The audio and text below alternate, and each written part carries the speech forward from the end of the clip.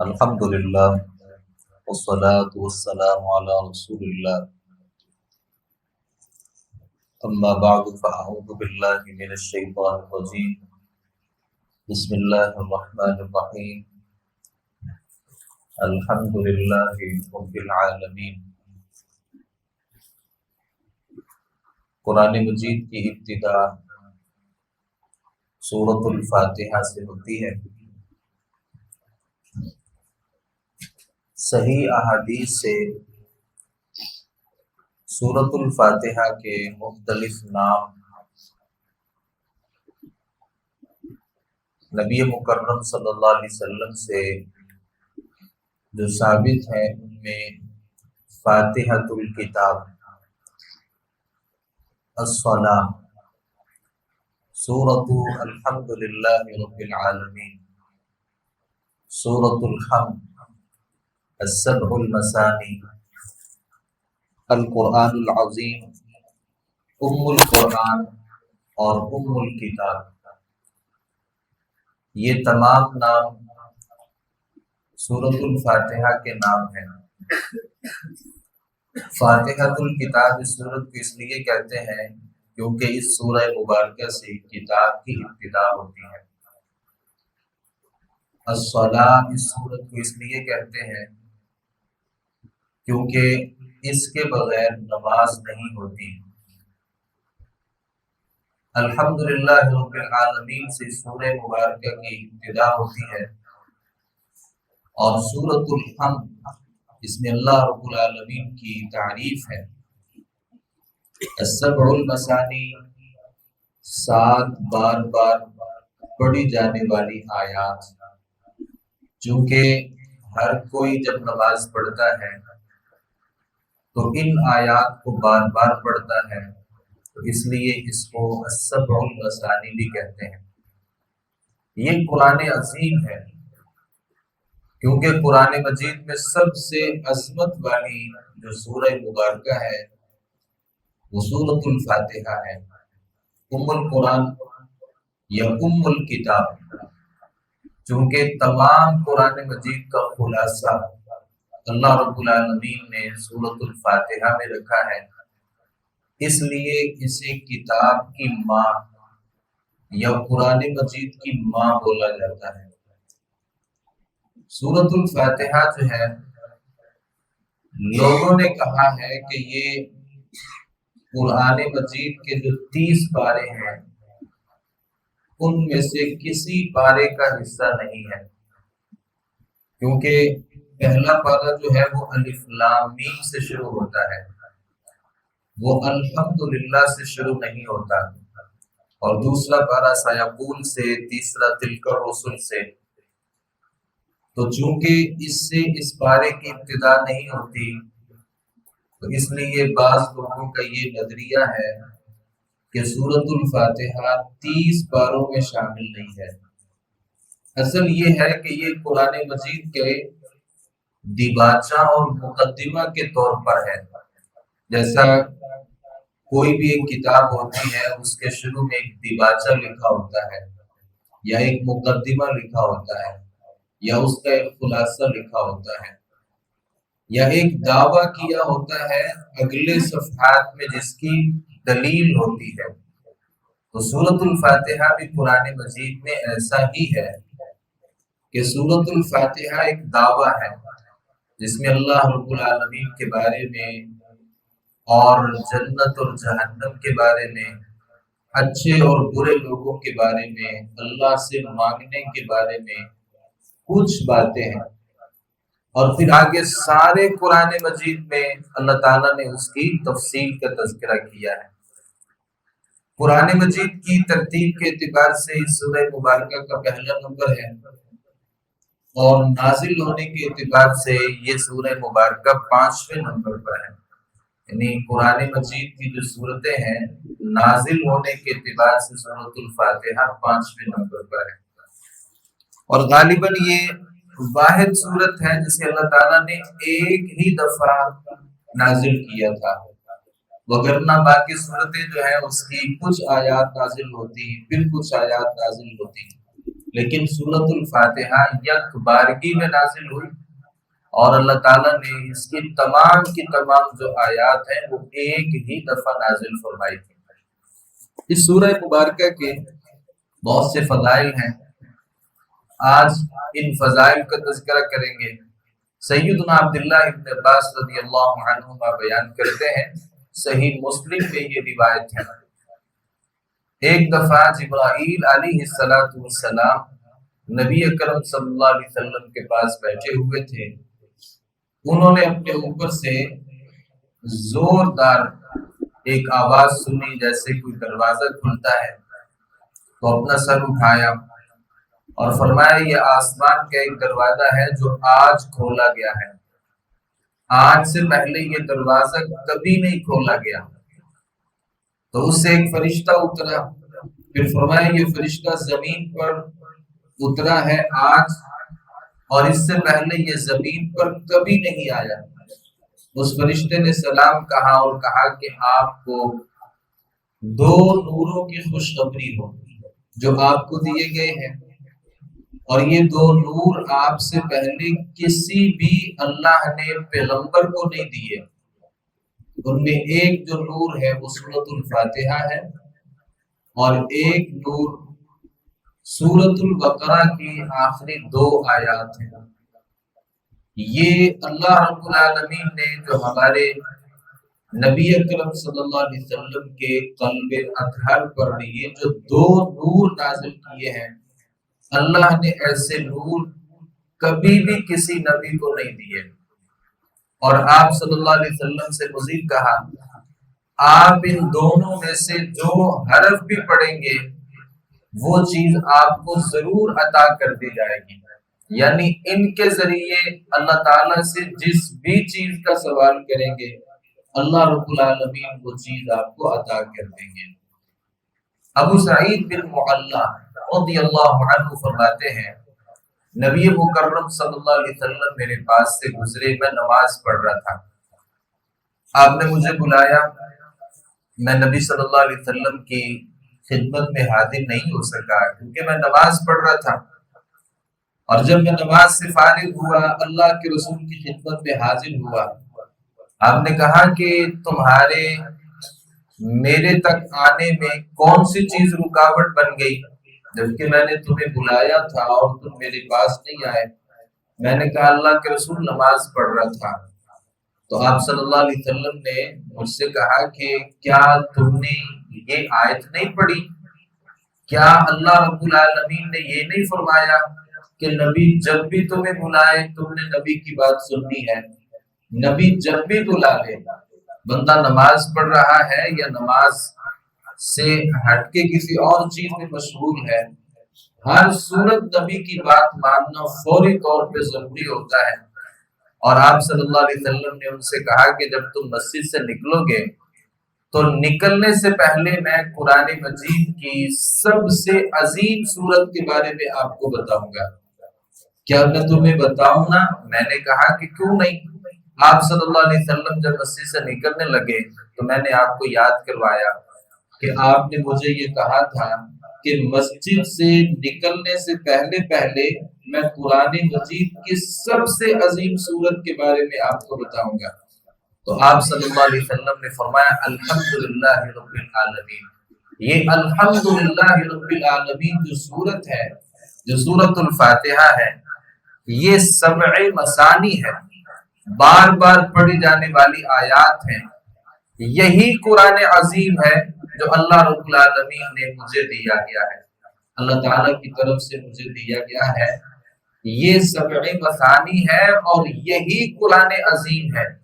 یعنی کہہ سکتے ہیں کہ سورۃ الفاتحہ ہی سارا قرآن ہے، کیونکہ سارے قرآن مجید کا خلاصہ اور سارے قرآن مجید کے جو مضامین ہیں وہ اس سورہ مبارکہ میں موجود ہیں۔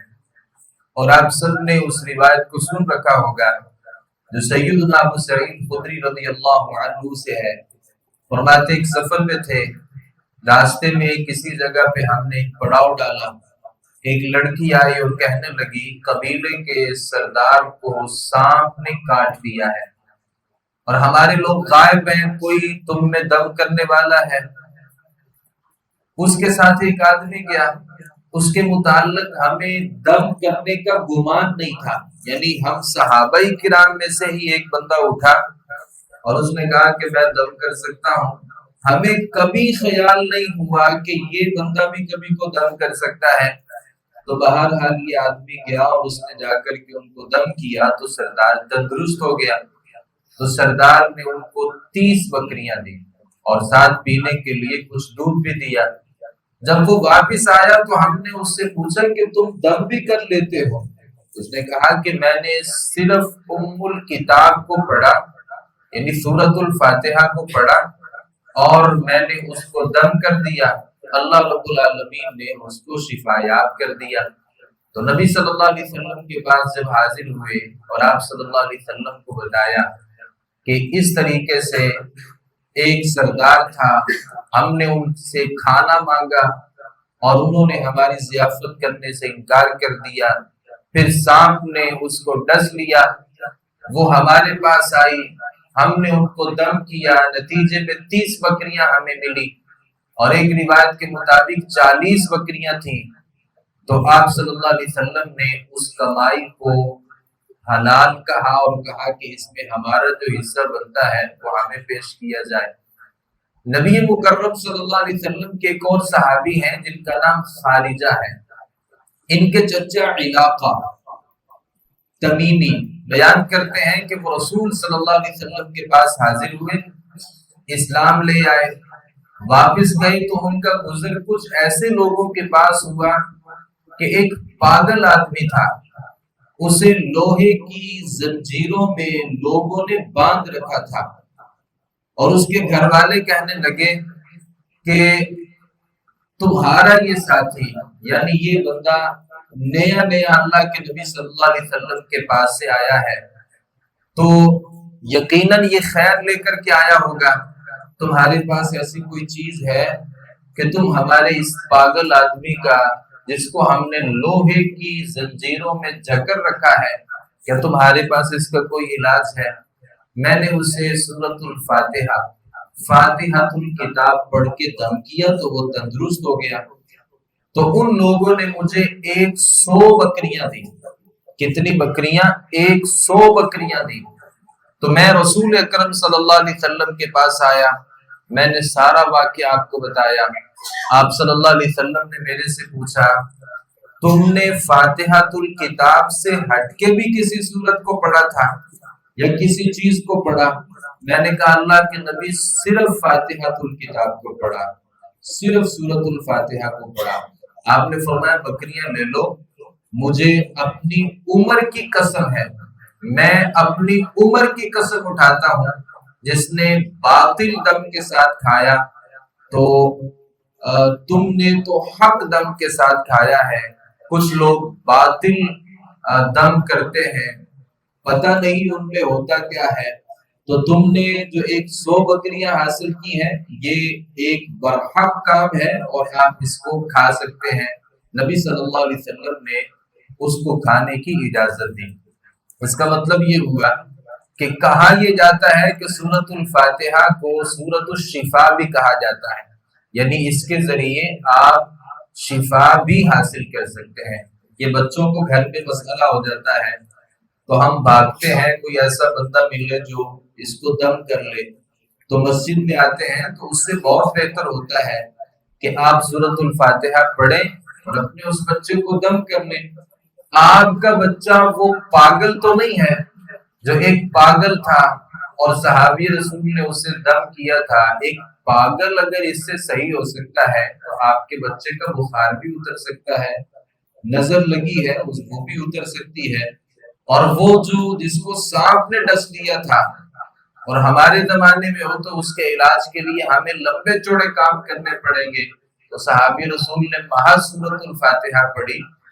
اسی طریقے سے اس سورہ مبارکہ کی ایک ایسی عظمت ہے جو کبھی بھی کسی صورت کو حاصل نہیں ہو سکی اور کبھی بھی وہ کسی صورت کو حاصل نہیں ہوگی۔ اللہ نے جو اس سورہ مبارکہ کو ایک مقام دیا ہے، ایک شرف دیا ہے۔ سیدنا ابو ہریرہ رضی اللہ عنہ اللہ کے نبی صلی اللہ علیہ وسلم سے بیان کرتے ہیں، آپ صلی اللہ علیہ وسلم نے فرمایا لا صلاۃ لمن لم یقرأ بفاتحۃ الکتاب، جس بندے نے سورۃ الفاتحہ نہیں پڑھی اس کی کوئی نماز نہیں ہے۔ اور ایک روایت ہے جس نے کوئی نماز پڑھی اور پھر اس میں سورۃ الفاتحہ نہ پڑھی وہ نماز ناقص ہے۔ اور آپ صلی اللہ علیہ وسلم نے یہ 3 مرتبہ ارشاد فرمایا، جس نے کوئی نماز پڑھی وہ فرضی نماز تھی یا نفلی نماز تھی، وہ دن کی نماز تھی یا رات کی نماز تھی، وہ امام کی نماز تھی یا مقتدی کی نماز تھی، اگر اس میں سورۃ الفاتحہ نہیں ہے تو اللہ کے نبی صلی اللہ علیہ وسلم کیا فرماتے ہیں، وہ نماز ناقص ہے، ناقص ہے، ناقص ہے۔ اور ابو ہریرہ رضی اللہ عنہ سے کسی نے کہا، جیسے کہ ہم میں سے بعض لوگوں کو سوال ہوتا ہے کہ قرآن یہ کہتا ہے کہ فَإِذَا قَرَأْتَ الْقُرْآنَ فَاسْتَمِعُوا لَهُ، جب قرآن پڑھا جائے تو آپ نے تو خاموشی سے اس کو سننا ہے، لہذا فاتحہ امام پڑھے گا، مقتدی جو ہے وہ نہیں پڑھے گا۔ تو ابو ہریرہ رضی اللہ عنہ سے بھی یہی سوال کیا گیا، ہاں ہم تو امام کے پیچھے ہوتے ہیں۔ تو ابو ہریرہ رضی اللہ عنہ نے فرمایا کہ اپنے دل میں آپ سورۃ الفاتحہ کو پڑھیں گے، کیونکہ میں نے اللہ کے رسول صلی اللہ علیہ وسلم سے اس بات کو سنا ہے کہ اللہ رب العالمین فرماتا ہے کہ میں نماز کو اپنے اور بندے کے درمیان 2 حصوں میں تقسیم کرتا ہوں۔ یعنی یہ بات اللہ رب العالمین فرماتے ہیں، یہ حدیث قدسی ہے۔ بندہ جب نماز پڑھتا ہے اور پھر اس نماز میں سورۃ الفاتحہ کی تلاوت کرتا ہے، اللہ رب العالمین فرماتے ہیں میں نے سورۃ الفاتحہ کو، میں نے نماز کو اپنے اور بندے کے درمیان 2 حصوں میں تقسیم کیا ہے۔